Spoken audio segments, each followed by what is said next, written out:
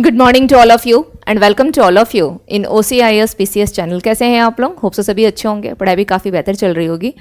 तो चलिए देख लेते हैं। अब चूंकि एग्जामिनेशन टाइम भी काफ़ी कम है और एग्ज़ाम के लिए सबसे मेन चीज़ होती है कि एज मच एज आप लोग जितना रिवीजन कर सकें, नए नए क्वेश्चंस देख सकें। तो चलिए बढ़ते हैं, देखते हैं आज की क्लास में कौन कौन से इंपॉर्टेंट क्वेश्चंस हैं। Which of the following animals was not known to the people of Indus valley civilization. ये 69 BPSC में क्वेश्चन पूछा गया था और आप लोगों के लिए इंपॉर्टेंट है कि आप लोग जो सीरीज चल रही 19 एंड 23 को देख लीजिएगा। इसमें 69 BPSC के क्वेश्चन जो हैं करवाए गए हैं और ये काफ़ी महत्वपूर्ण होगा आपके 70th BPSC के लिए, क्योंकि क्वेश्चन जो है रिपीट हो जाती है। नाउ तो क्वेश्चन का ऑप्शन दिया गया है बैल। ओके, हालांकि यहाँ पे थोड़ा सा आप लोग जो हिंदी वाले ऑप्शन को देख ले, यहाँ थोड़ा सा ये सब मिस्टेक कर दिया गया है, वाइन वगैरह लिख दिया गया है, तो बैल है। ठीक है, नेक्स्ट है घोड़ा, हाथी, उपरोक्त में से कोई नहीं। तो इसका राइट आंसर क्या होगा? इसका राइट आंसर हो जाएगा घोड़ा। ठीक है, हॉर्स। ओके, हॉर्स हो जाएगा। हॉर्स के बारे में जो बोला गया कि सबसे ज़्यादा animals was not known to the people of Indus valley civilization, यानी इस चीज़ से जो है इस सिविलाइजेशन में लोगों को नहीं पता था। तो इसका घोड़ा इसलिए होगा क्योंकि इसके क्या है, केवल साक्ष्य मिले हैं। कहाँ से मिले हैं? सूरकोटदा से। ठीक है, सूरकोटदा से। ओके, इसके केवल साक्ष्य मिले कि हो सकता है कि चूंकि यहाँ व्यापार के लिए काफ़ी व्यापार था, नगरीकरण था यहाँ पर, तो कहीं से घोड़ा आ गया होगा और उसकी डेथ हो गई होगी, इसलिए यहाँ से क्या हुई है, सूरकोटदा से घोड़े की जो है हड्डी मिली है। ठीक है, यहाँ से क्या है, केवल इसकी हड्डी, अस्थि पंजर वगैरह जो है प्राप्त किए गए हैं। और सबसे ज़्यादा जो साक्ष्य मिले हैं इंडस वैली सिविलाइजेशन में, वो किसका मिला है?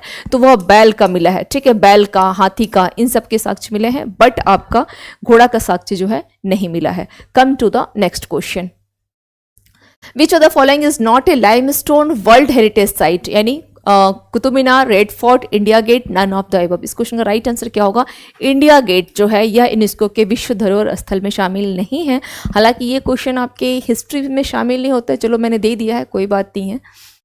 The concept of directive principles of state policy in the Indian Constitution was taken from the constitution of which country? Direct question है ये। England, Switzerland, Ireland, none of the above. तो इसका right answer क्या होगा? England हो जाएगा। ये कुछ क्वेश्चंस हैं जो पॉलिटी सेक्शन के भी इसमें आ गए हैं हिस्ट्री की जगह। एनीवे, कोई बात नहीं है।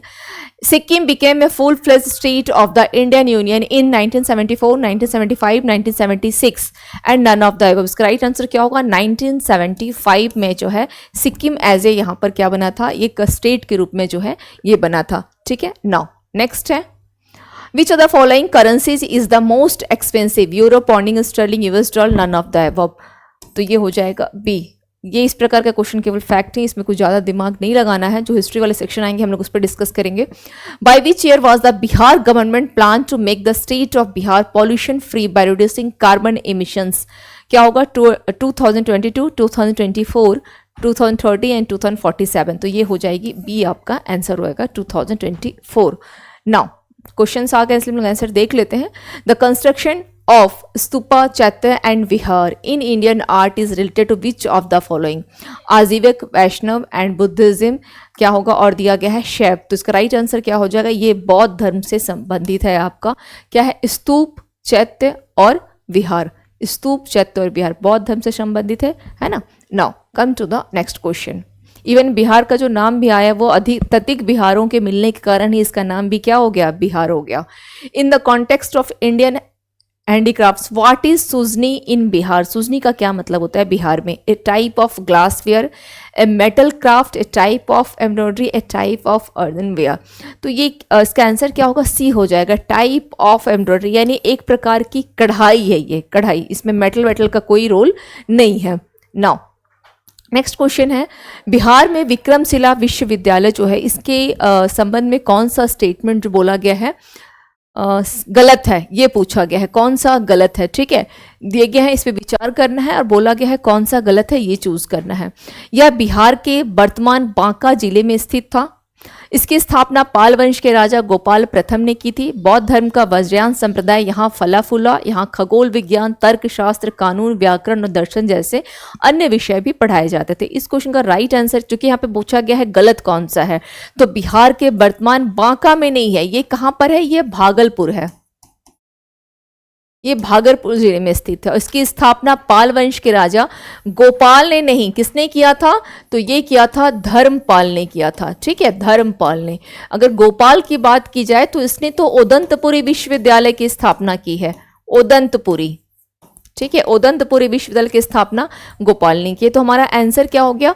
1 और 2 ये दोनों गलत हो गए। थर्ड दिया गया है बौद्ध धर्म का वज्रयान संप्रदाय यहाँ फला फूला, ये स्टेटमेंट सही है, ये भी सही है। एंड यहाँ खगोल विज्ञान वगैरह की जो है पढ़ाए जाते थे, तो ये भी सही है। तो पूछा गया है गलत कौन सा है? 1 और 2। तो इसका राइट आंसर क्या होगा? इस क्वेश्चन का राइट आंसर हो जाएगा सी, 1 और 2 is our right answer. Now come to the next question.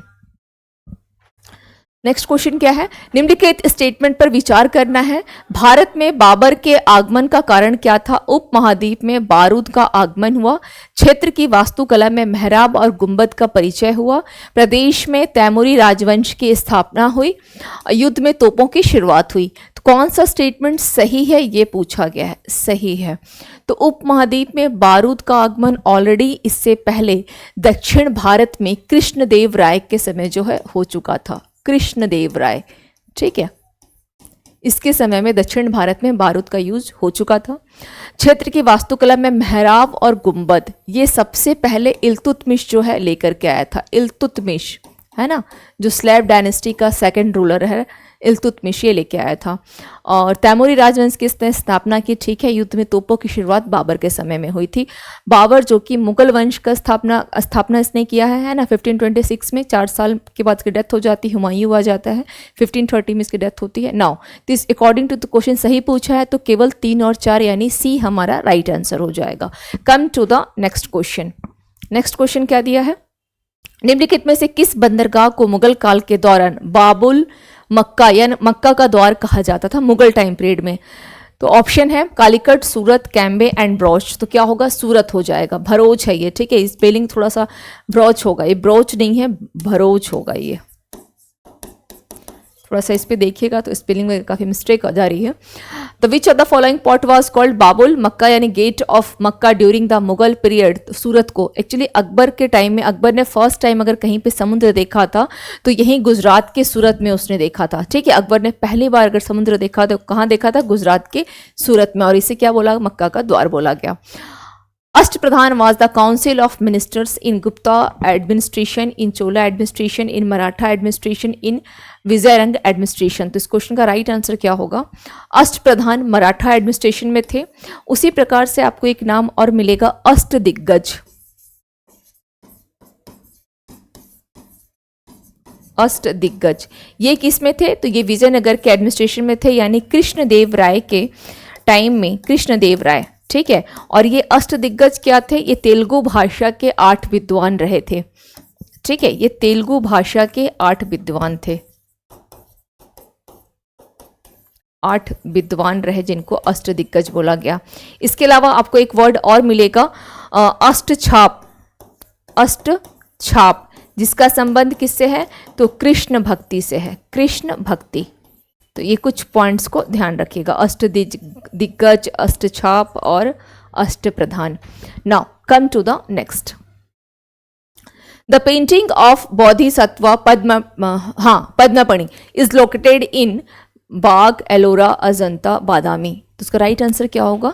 Bodhisattva पद्ममणि ये क्या थी? अगर इसको ध्यान रखिएगा तो यह महात्मा बुद्ध की जो करुणा रूप है उसको दर्शाता है ये। ठीक है, बोधिसत्व पद्ममणि। और ये महाराष्ट्र के अजंता में गुप्त काल में जो है इसका निर्माण किया गया था, गुप्त पीरियड में। ओके, इसको ध्यान रखिएगा, गुप्त काल में बना था अजंता, महाराष्ट्र का अजंता में। और बाग जो ये देख रहे हैं ये एमपी में, हालांकि इसका निर्माण भी गुप्तों के टाइम में ही हुआ था, गुप्त पीरियड के टाइम पे ही, बट इसका संबंध ये कहाँ पर है? एमपी में है। तो महाराष्ट्र में है कौन सा आपका? अजंता। कहाँ है यह? महाराष्ट्र। महाराष्ट्र में, जिसमें बुद्ध के काफी करुणा रूपी रूप को जो है दर्शाया गया है। स्टेटमेंट दिया गया है, अब इस पे फिर से विचार करना है। क्या क्या विचार करना है देख लेते हैं। फाहियान एक चीनी तीर्थयात्री था जो हर्ष के शासनकाल के दौरान भारत आया था। हेनसेंग एक चीनी बौद्ध भिक्षुक था जिन्होंने चंद्रगुप्त द्वितीय के शासनकाल के दौरान भारत का दौरा किया था। कौन सा स्टेटमेंट इसमें सही है? दोनों स्टेटमेंट यहां गलत है। क्यों? उपयुक्त में से केवल एक, केवल दो, एक और दो दोनों उपयुक्त में से कोई नहीं, ये हमारा आंसर होगा। क्यों गलत है? फाहियान एक चीनी तीर्थयात्री था, ठीक है, बहुत सही। ये हर्ष के शासनकाल में नहीं आया था, ये आया था चंद्रगुप्त मौर्य के शासनकाल में। चंद्रगुप्त द्वितीय, इसमें चंद्रगुप्त द्वितीय के टाइम में ये जो है भारत आया था, ठीक है। और जहां बोला गया हैंसंग को लेकर के, तो हैंसंग बहुत भिक्षुक था, लेकिन ये हर्ष के, यानी कि ये दोनों क्रॉस आंसर इसके होंगे, क्रॉस आंसर जाएगा। ये हर्ष के समय में आया था हैंसंग, जिसने नालंदा यूनिवर्सिटी में एज ए उसने पढ़ाई किया स्टूडेंट के रूप में, फिर वाइस चांसलर रहा। इसकी CU की इसकी बुक का नाम है, और फाहियान की बुक का नाम क्या है? फोफ यू की, ठीक है। फाहियान की अगर बुक है तो क्या है? पोक यू की, इसकी बुक का नाम है, ध्यान रखिएगा। नाउ नेक्स्ट क्वेश्चन है, सुमिलित करना है, मैच दिया गया है, देख लेते हैं क्या क्या है। चरक, ब्रह्मगुप्त, वारामिरी, विशाखदत्त, गणित, चिकित्सा, नाटककार, ज्योतिष। तो चरक क्या रहे? एज वो चिकित्सा, किसके समय में था चरक? तो चरक आपका रहा है चिकित्सा जो था ये कुषाण के शासनकाल में था ये, ठीक है। कुषाण, सॉरी, हाँ, कुषाण वंश का कनिष्क के शासनकाल में चरक का नाम आता है, चिकित्सक था। ब्रह्मगुप्त एक गणितज्ञ रहा। वराहमिरी एक ज्योतिष थे, एस्ट्रोलॉजर, एंड विशाख दत्त एक नाटककार थे। विशाख दत्त कृत मुद्रा राक्षस, है ना। नाउ तो इसका अगर according to this option answer क्या हो जाएगा? ए का टू, यानी A is our right answer. क्या होगा? A is our right answer, A हो जाएगा, ठीक है। ए का 2, बी का 1, सी का 4 एंड डी का 3, ठीक है। नेक्स्ट क्वेश्चन पे आते हैं। इनमें से किसने भारत में फारसी त्यौहार नौरोज की शुरुआत की? नौरोज को किसने स्टार्ट किया था? फिरोज शाह तुगलक, अलाउद्दीन खिलजी, बलबन, इल्तुतमिश। तो इसका राइट आंसर क्या हो जाएगा? बलबन इसका राइट आंसर हो जाएगा, बलबन, ओके। बलबन इसका राइट आंसर हो जाएगा, बलबन। नाउ इसके अगर बलबन को लेकर के पूछा जाए तो यहाँ पर बलबन को काफ़ी चीज़ें जो हम लोग मेंशन यहाँ कर सकते हैं। सबसे पहले तो ये ध्यान रखना है कि जो सिजदा हो गई, पाबोस हो गई, एक्चुअली बलबन जो था ये ईरान का रहने वाला था, ठीक है, एक ईरानी था, ये ईरान का था बलबन, ओके। नाउ अब इसके समय में एक ईरानी तो था ही, इसने क्या किया था, जो ईरानी परंपरा है उसको भारत में लाने का मतलब चाहता था कि ईरानी परंपरा भारत में भी जो है खूब फले फूले। तो इसने क्या किया, यहाँ पर सिजदा,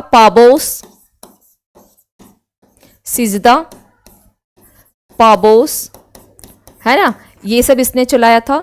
और इसका विरोध किया था 40 दल ने। 40 दल थी, जिसको हम 40 दल, इसने क्या किया, इसका विरोध किया। विरोध करने के कारण इसने इस 40 दल को समाप्त कर दिया था। इसने राजत्व का सिद्धांत लेकर के आया, राजत्व सिद्धांत। रक्त एवं लौह की नीति इसकी रही है, रक्त एवं लौह की नीति। इसी के समय में मंगोल आक्रमण हुआ, इसमें इसका बेटा मारा गया था, जिसके गम में ये भी इसकी भी डेथ हो गई थी, ठीक है। तो ये ध्यान रखिएगा। बलबन को उल्गू खां इसका जो है एक निकनेम था। और इसका अनदर एक क्वेश्चन ये भी पूछता है कि बहाउद्दीन को लेकर के, है ना, कि इसका नाम बहाउद्दीन रहा है, मूल नाम इसका बहाउद्दीन था, बहाउद्दीन, और इसका गयासुद्दीन बलबन, ठीक है, ध्यान रखिएगा ना। बलवारी वंश की इसने स्थापना भी की थी। In which region did the Nathpanthis, Siddhars and yogis make bhakti religion popular? North India, south India, east India, west India. तो क्या होगा, नॉर्थ इंडिया में जो है ये काफ़ी पॉपुलर रहा, जैसे गोरखपुर वगैरह में, ठीक है, नाथ संप्रदाय पॉपुलर रहा। इसके अलावा अगर साउथ इंडिया की बात की जाए तो नैनार संत, वहाँ पर कौन थे साउथ इंडिया में अगर देखेंगे तो नैनार संत जो है, नैनार संत, ये चर्चा रहा आपका, नैनार संत साउथ इंडिया में चर्चा में रहा। With regard to Wood's dispatch of 1854, consider the following statements. इस पे पहले सोचो एंड पूछा गया है which of the statements given above are correct. कौन सा इसमें सही है ये पूछा गया है ना, सही की बात कर रहा है वुड डिस्पैच को लेकर के। तो वुड डिस्पैच कब आया था? 1854 में। सबसे पहले इसके ईस्वी को ध्यान रखिएगा वुड डिस्पैच की। नाउ क्वेश्चन क्या है, it recommended English as the medium of instruction for higher studies.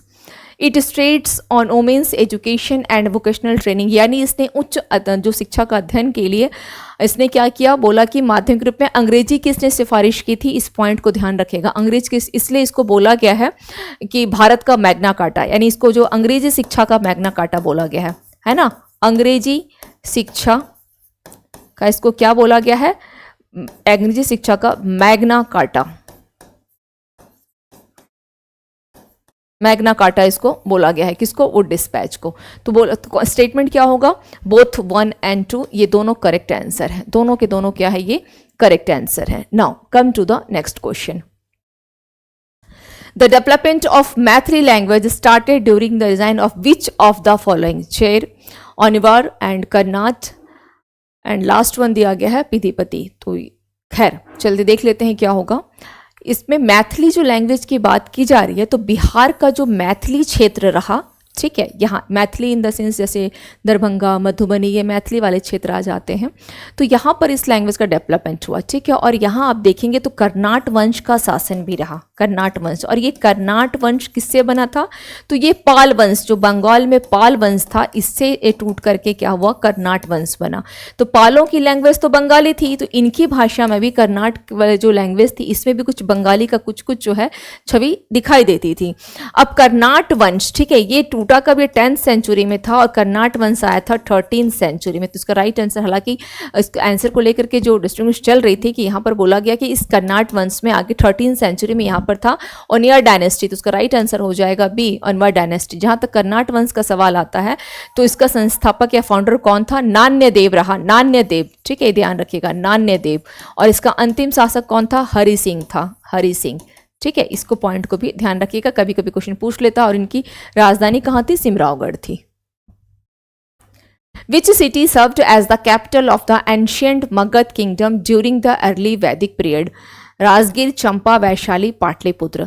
तो अगर देखा जाए बोला गया है मगध का टाइम पीरियड अगर देखा जाए तो 1500 से लेकर के कब तक है? 600 BC तक है ना, 600। और इससे भी 2 पार्ट्स में डिवाइड किया गया, 1000 से लेकर के, नहीं, एक तो था आपका 1500 से लेकर के 1000 BC जो आपका क्या कहलाया? ऋग वैदिक कहलाया। और 1000 से लेकर के अगेन 600 BC तक आपका क्या हुआ? उत्तर वैदिक काल कहलाया। और उसके बाद महाजनपद आता है, महाजनपद। तो वैदिक पीरियड में ऐसे था नहीं, लेकिन क्वेश्चन में अगर पूछा गया है तो बोला गया है कि सबसे पहले किसका नाम आएगा? तो सबसे पहले जो मगध की राजधानी रही वो राजगीर या ग्रीवरज रही, पाटलिपुत्र तो बाद में बना है। Now come to the next. Vernacular press act के बारे में कौन सा स्टेटमेंट सही है ये बताना है। वर्नाक्युलर प्रेस एक्ट, इसे लॉर्ड लिटन के द्वारा अधिनियमित किया गया था। इसे गैगिंग अधिनियम के रूप में जाना जाने लगा। इस अधिनियम को लॉर्ड रिपन ने निरस्त किया था। सही उत्तर चुनना है आपको, सही। तो लॉर्ड लिटन के द्वारा, ठीक है। वर्नाक्युलर प्रेस एक्ट कब लाया गया? 1878 में। और लिटन का टाइम पीरियड क्या था? 1876 से 80 तक इसका टाइम पीरियड रहा, ठीक है। इसके बाद रिपन आया था, इसी ने इसको अधिनियमित किया था कि अगर आपको भारतीय भाषा में कुछ भी छापना हो तो आपको पहले क्या होगा? अनुमति लेनी होगी। लेकिन अगर आप अंग्रेजी में कुछ भी छापते हो तो जैसे चाहो जो चाहो छाप सकते हो, ठीक है। इसलिए इसको बोला गया कि गैगिंग अधिनियम भी, यानी गला घोटने वाला अधिनियम भी कहा जाने लगा। और यही कारण था कि अमृत बाजार पत्रिका को रातों रात फिर उसको बंगाली से ट्रांसलेट करके क्या कर दिया गया था? इंग्लिश उसका अनुवाद किया जाने लगा। इस अधिनियम को लॉर्ड रिपन ने क्या कर दिया था? निरस्त कर दिया था। लॉर्ड रिपन जस्ट इसके बाद आया। इसका टाइम पीरियड क्या था? 80 से लेकर के 84 था। इसके बाद आया था डफरिन, जिस समय में कांग्रेस की स्थापना की गई थी 85 में, ठीक है। तो और लॉर्ड रिपन स्थानीय स्वशासक से जनक भी बोला गया। इसके समय में कंटिन्यूसली यानी पूर्ण जनगणना भी की गई थी। तो ऐसा पॉइंट्स ध्यान रखिएगा। नेक्स्ट क्या है? लॉर्ड मेयो के बारे में जो सही स्टेटमेंट है वो बताना है। कौन सा स्टेटमेंट सही है? केंद्रीय और प्रांतीय वित्त को विभाजित करने वाला यह पहला कदम था। प्रांतीय सरकारों को कुछ सेवाएं प्रशासित करने का अधिकार दिया गया। इसने मौजूदा असमानता को सुधारने का प्रयास किया। इसने प्रांतों की वास्तविक आवश्यकताओं पर ध्यान केंद्रित किया। लॉर्ड मेयो बिल्कुल सही। इसने के बारे में जो जितने भी स्टेटमेंट हैं सभी स्टेटमेंट ये क्या है? सही है। D is our right answer, 1, 2, 3 and 4। Lord Mayo, ठीक है, इन 1872 में इसने क्या किया था? जनगणना जो फर्स्ट टाइम जो सेंसस करवाई गई थी लॉर्ड मेयो के टाइम में करवाई गई थी। इसको एक अफगानी पठान ने इसको हत्या किया था अंडमान एंड निकोबार में। और ये अपने रीजन, मैंने अपने जॉब टाइम पे जब वायसराय था तभी इसकी डेथ हो गई थी, ये ध्यान रखिएगा।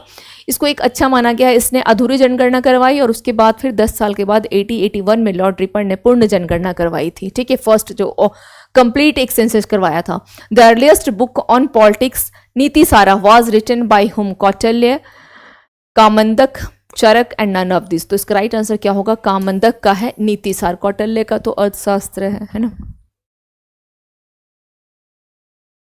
फतुआत Alamgiri was written by whom? Ishwar Das Nagar, Bhimsen, Haridas, none of this. तो क्या होगा? ईश्वर दास नागर का है फतुआत आलमगीरी। आलमगीरी किसको बोला गया है? जहांगीर को बोला गया है, जिसका टाइम पीरियड 1605 से लेकर के 27 AD तक रहा है। जहांगीर का इसने नूर जहां से शादी किया था, और नूर जहां जिसने अपने फादर का मकबरा एतमादौला का मकबरा कहाँ बनवाया था? आगरा में बनवाया था, ध्यान रखिएगा।